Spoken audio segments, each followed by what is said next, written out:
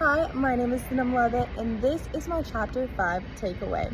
Chapter 5 talks all things music.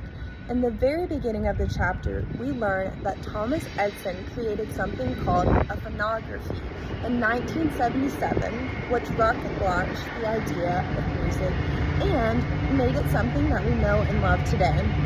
By 1980, we're able to see that CDs are now made. CDs were a huge move in the music industry. This enabled artists to be able to create their own songs, place them on a CD, sell them to their fan base, and ultimately they made revenue from that.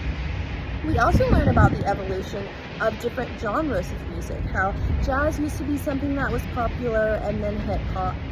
And then we also learn about the idea of indie music, how a lot of people were craving something different. They wanted something that was more out of the box, less cookie cutter, and they discovered indie music, and this was a great way for people to really express themselves.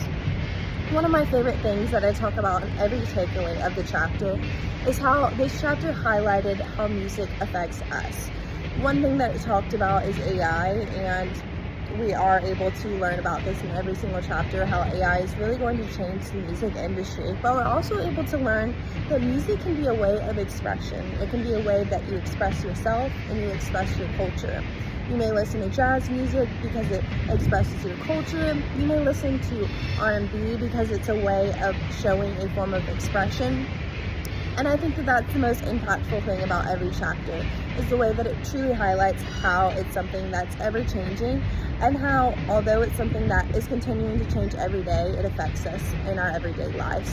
So this chapter was definitely very informative. It, to this day, is still one of my favorite chapters just because I am a music connoisseur myself, so it was a great opportunity to be able to deep dive into the music industry, the evolution of music, and to be reminded of the impact that it's making on my life.